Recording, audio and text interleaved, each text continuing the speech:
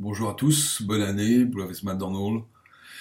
En tant que président de Brest Europa, je voulais vous souhaiter donc une bonne année au nom du mouvement, une année 2020 où on espère voir des changements positifs pour la Bretagne. Pour ma part, je milite depuis une vingtaine d'années pour une Bretagne émancipée dans une Europe fédérale et je suis plutôt de nature optimiste, donc je vois des signes encourageants. J'ai participé à des manifestations de bonnets rouges, c'était c'était prenant, et il semblait que ça allait ouvrir sur quelque chose. Je vois ces grenadus plantés dans les jardins de plus en plus, chez les particuliers, à l'avant des poids lourds, avec ces chauffeurs routiers bretons qui sillonnent toute l'Europe. Il y a aussi les associations comme Produits en Bretagne qui font un travail superbe sur les 5 départements, l'association Bretagne Réunie, après des initiatives plus solitaires parfois de personnes qui veulent faire partager la culture et surtout l'histoire bretonne au travers d'Internet. Autant de choses formidables.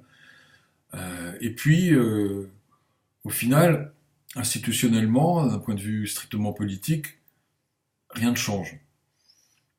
Et au moment où la Normandie est réunifiée, sans avoir beaucoup combattu pour ça, au moment où l'Alsace va bientôt bénéficier d'un statut particulier, que la Corse a déjà, au moment où la communauté de communes au Pays Basque permet des avancées significatives, au Pays Basque Nord.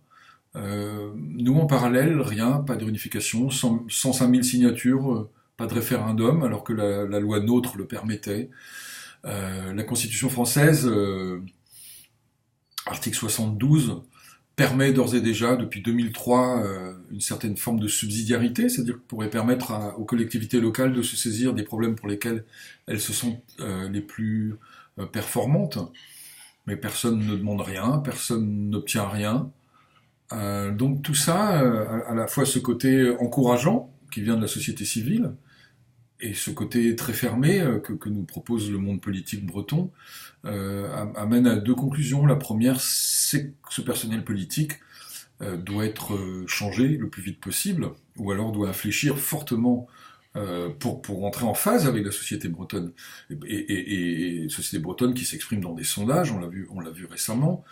Ce monde politique doit absolument évoluer.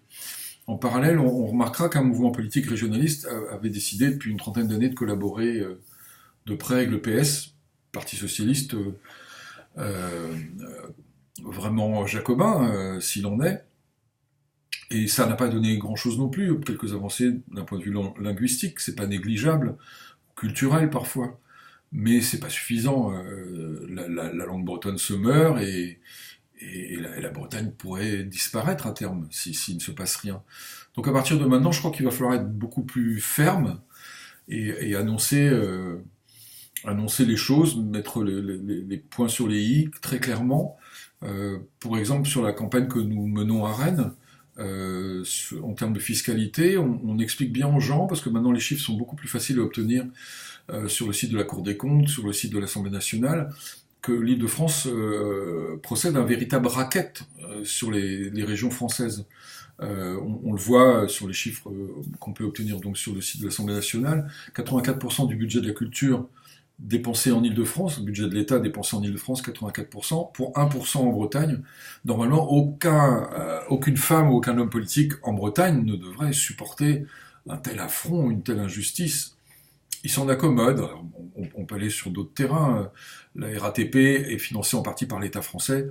C'est pas le cas dans les villes bretonnes qui doivent financer à partir des départements, de la région et de la ville. C'est pas l'État qui vient mettre, comme pour la RATP, la main à la poche. On peut multiplier les exemples. En fait, on est maintenu en région, un peu comme on l'était en province du temps de Louis XIV ou Louis XVI. On est maintenu dans un infantilisme par rapport aux taxes. C'est-à-dire qu'on met dans un pot commun, mais on nous reverse très peu en réalité. Et ça, les gens sont très sensibles à cet aspect-là. Même s'ils n'ont pas pensé à une Bretagne plus autonome tout le temps, ils comprennent que Bercy procède à un racket. Et ça, il faut le dire et le répéter.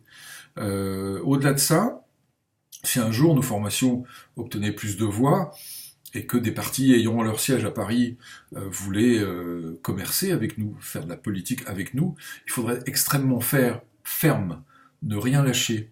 C'est-à-dire que ce serait à nos conditions, et si on s'associait à ces partis, il faudrait être capable de claquer la porte quand ça va pas.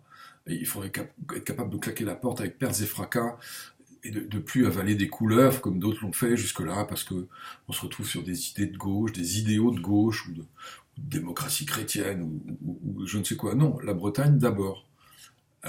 C'est-à-dire que c'est l'avenir de la Bretagne est entre nos mains, entre les mains de nos enfants, et si on n'agit pas là dans les 4-5 ans qui viennent, y compris au niveau de l'urgence écologique, parce que on a des ressources en Bretagne, on a dit non au nucléaire, on a des ressources, mais au contraire du Pays de Galles, de l'Écosse et de l'Irlande, on fait rien. On a une hydrolienne, c'est un exemple parmi d'autres, mais installée au large de Bréa, et elle a été démontée, vendue au Canada pour 1 euro symbolique. Et tout ça ne peut plus durer. C'est vraiment, on se moque de nous. Donc en 2020, nous serons fermes et nous allons avancer droit au but. Et bien voilà, bonne année 2020 et bonne fête, parce qu'il y en aura d'autres. Et à très bientôt.